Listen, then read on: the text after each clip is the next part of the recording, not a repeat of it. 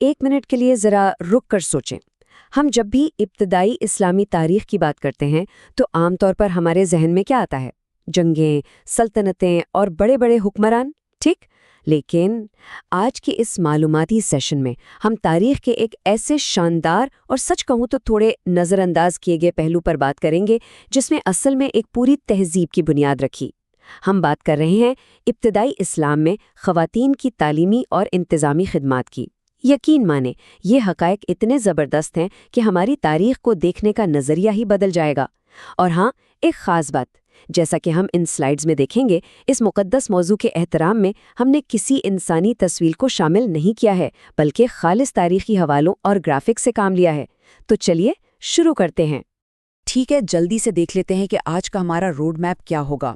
हम जहालत के अंधेरों से इल्म की रोशनी तक के तारीखी सफ़र से शुरुआत करेंगे। फिर हम रियासत की दो इंतहाई अहम मेमारों यानी हज़रत अल-शिफ़ा रज़ियल्लाहु अन्हा और हज़रत हफ्सा रज़ियल्लाहु अन्हा की हैरत अंगीज़ रियासती और इल्मी खिदमात का जायज़ा लेंगे। इसके बाद हम देखेंगे कि उनके काम का तारीख पर कितना गहरा असर पड़ा, और आखिर में बात होगी कि इस सबसे आज के दौर में हम क्या अमली सबक सीख सकते हैं। तो आइए अपने पहले हिस्से की तरफ बढ़ते हैं, जहालत से इल्म की रोशनी तक, एक ऐसा तारीखी मोड़ जिसने सब कुछ बदल कर रख दिया। अब ज़रा स्क्रीन पर मौजूद इस कलम और दवात की तरफ देखें। ये सिर्फ लिखने की चीज़ें नहीं हैं, बल्कि ये एक पूरे इनकलाब की अलामत है। देखें, इस्लाम से पहले के अरब माशरे में, जिसे हम अहदे जाहिलियत कहते हैं, ख़वातीन तो क्या, मर्दों में भी लिखने पढ़ने का रिवाज न होने के बराबर था। इल्म की कोई ख़ास अहमियत नहीं थी। लेकिन फिर नबवी इनकलाब आया, और इस इनकलाब ने हुसूल इल्म को सबके लिए, जी हाँ, मर्द और औरत दोनों के लिए बिल्कुल फ़र्ज़ करार दे दिया। इस एक हुक्म ने ख़वातीन को सिर्फ तालिबात तक महदूद नहीं रखा, बल्कि उन्हें एक बिल्कुल नई उभरती हुई तहज़ीब की सबसे पहली मुअल्लिमात यानी टीचर्स के तौर पर खड़ा कर दिया। ये कोई छोटी मोटी तब्दीली नहीं थी, ये पूरी सोसाइटी का एक बहुत बड़ा पैराडाइम शिफ्ट था। और इसी तब्दीली ने जन्म दिया हमारे दूसरे हिस्से के मौजू को, रियासत के दो अजीम मेमार। अगर हम इस वक्त की नौज़ायदा इस्लामी रियासत की इमारत का तसव्वुर करें तो ये वाज़े तौर पर दो इंतहाई मजबूत सतूनों पर खड़ी थीं, और ये सतून हमें इस तस्वीर में बखूबी नज़र आ रहे हैं।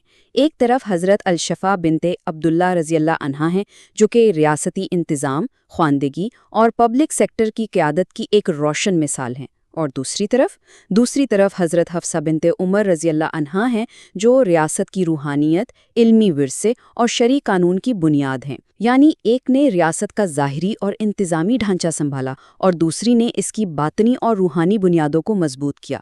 कमाल का तवाज़ुन है ना? चलें, अब हम अपने तीसरे हिस्से में ज़रा तफसील से बात करते हैं हज़रत अश-शिफ़ा रज़ियल्लाहु अन्हा के रियासती और इंतज़ामी खिदमात के बारे में। तो हज़रत अश-शिफ़ा बिन्त अब्दुल्ला रदियल्लाहु अन्हा के पास एक ऐसा एज़ाज़ था जो उस वक्त की बहुत कम ख़वातीन, बल्कि इंसानों के पास था। वो मक्का के उन गिनती के चंद लोगों में से थी जो इस्लाम लाने से पहले ही लिखना पढ़ना जानते थे।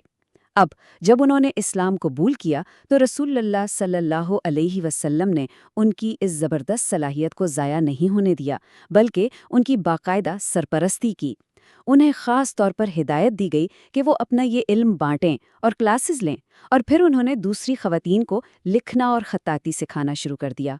और यूं तारीख़ के पन्नों में उनका नाम बाकायदा पहली मौल्लिमा यानी फ़र्स्ट फ़ीमेल टीचर के तौर पर हमेशा के लिए दर्ज हो गया। लेकिन उनकी कहानी सिर्फ यहीं ख़त्म नहीं होती। अगर हम उनके अवामी किरदार को देखें तो ये बहुत हमगीर था। वो तिब यानी मेडिसिन में भी कमाल की महारत रखती थी, इसीलिए तो उन्हें अश-शिफ़ा यानी शिफा देने वाली कहा जाता था। लेकिन जो बात वाकई हैरान कर देने वाली है वो उनका इंतज़ामी रोल है। ज़रा सोचिए, खलीफा दोम हज़रत उमर फ़ारूक रज़ियल्लाहु अन्हो के दौर में, जो अपने सख्त मेरिट और डिसिप्लिन के लिए जाने जाते थे, उन्होंने हज़रत अश-शिफ़ा की इंतज़ामी सलाहियतों पर इतना भरपूर एतमाद किया कि उन्हें मदीना की मेन मार्केट का मुहतसिब मुकर्रर कर दिया। मुहतसिब का मतलब है चीफ मार्केट इंस्पेक्टर। वो वहाँ तिजारती उमूर की निगरानी करतीं, क्वालिटी कंट्रोल चेक करतीं और कारोबारी उसूलों की पासदारी करवाती थीं। आज के दौर में भी एक खातून का इतने बड़े माशी मरकज़ को संभालना बहुत बड़ी बात मानी जाती है, और वो ये काम 1400 साल पहले कर रही थीं। बिल्कुल नाकाबिले यकीन।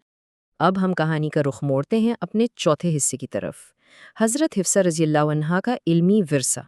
یہاں ایک نہایت خوبصورت کنیکشن سامنے آتا ہے جسے دیکھ کر دل خوش ہو جاتا ہے۔ کیا ہمیں معلوم ہے کہ حضرت حفصہ رضی اللہ عنہا کو لکھنا پڑھنا کس نے سکھایا تھا؟ جی ہاں، حضرت الشفا نے۔ رسول اللہ صلی اللہ علیہ وسلم کی خاص ہدایت پر شروع ہونے والی یہ کلاس صرف ایک عام استاد شاگرد کا رشتہ نہیں تھی، یہ علم کی منتقلی کا، نالج ٹرانسفر کا ایک ایسا سنہرا سلسلہ تھا جس نے اگلی نسل کو ریاست کی سب سے بڑی روحانی اور قانونی ذمہ داریوں کے لیے تیار کیا۔ خواندگی کا یہ ہنر آگے چل کر دین کی سب سے بڑی حفاظت کا ذریعہ بننے والا تھا۔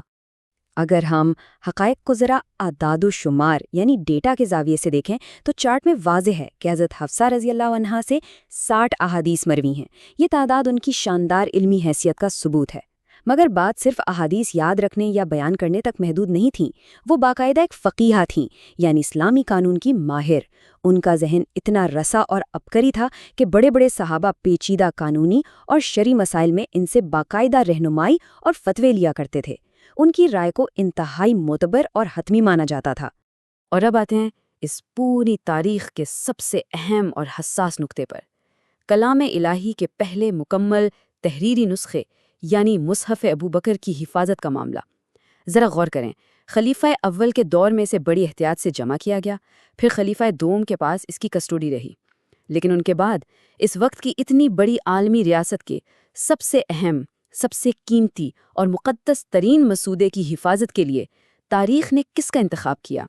ایک خاتون کا، اور وہ حضرت حفصہ رضی اللہ عنہا تھیں۔ یہ کوئی عام بات نہیں ہے، پوری امت کا سب سے عظیم ورثہ اکیلے ایک خاتون کی تحویل میں دیا جانا، یہ ان کی دیانت، ذہانت اور ان پر کیے گئے غیر متزلزل ریاستی اعتماد کا سب سے بڑا ثبوت ہے۔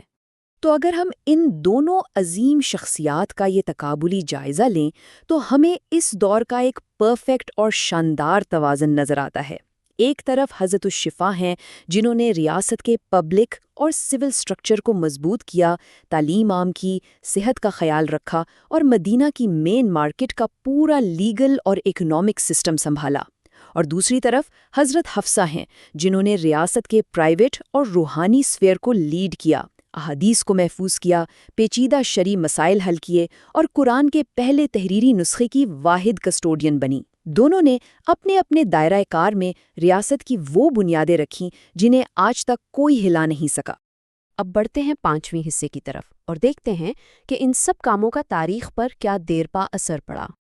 اصل میں ان صحابیات نے علم اور مینجمنٹ کی جو بنیاد مدینہ میں رکھی، اس کا اثر صرف اس وقت تک یا اس علاقے تک محدود نہیں رہا۔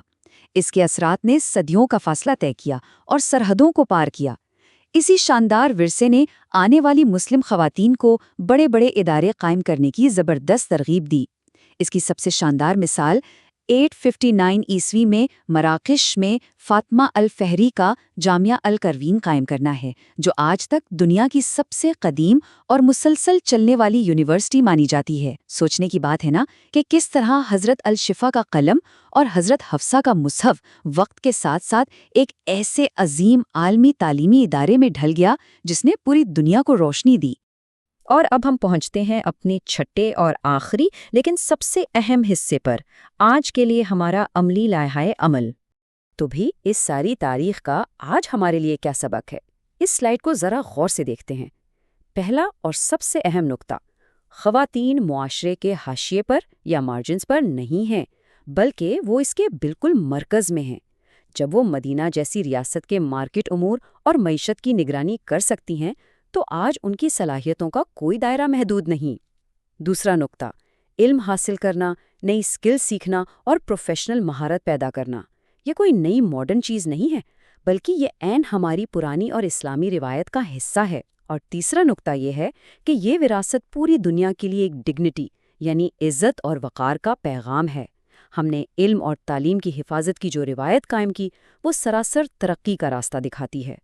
اب اس معلوماتی سیشن کے بالکل آخر میں ایک بہت ہی زبردست اور سوچنے والا سوال ہمارے سامنے آتا ہے۔ ہم نے دیکھا کہ کیسے ان عظیم شخصیات نے علم، تدریس اور مینجمنٹ کے ذریعے ریاست کی سب سے مضبوط بنیادیں کھڑی کیں، لیکن یہ تاریخ صرف کتابوں کی الماریوں میں بند رکھنے کے لیے تو نہیں ہے نا؟ سوال یہ پیدا ہوتا ہے کہ ہم سب اس شاندار وراثت کو، اس تاریخی بلو پرنٹ کو آج اپنی کمیونٹیز، اپنے اداروں اور معاشرے کی تعمیر و ترقی کے لیے کیسے عملی طور پر استعمال کر سکتے ہیں؟ اس پر ضرور لازمی غور کیجیے گا، کیونکہ ماضی کی بنیاد پر مستقبل کا نیا باب اب ہمیں مل کر لکھنا ہے۔ اس زبردست معلوماتی سفر میں ساتھ رہنے کا بہت بہت شکریہ۔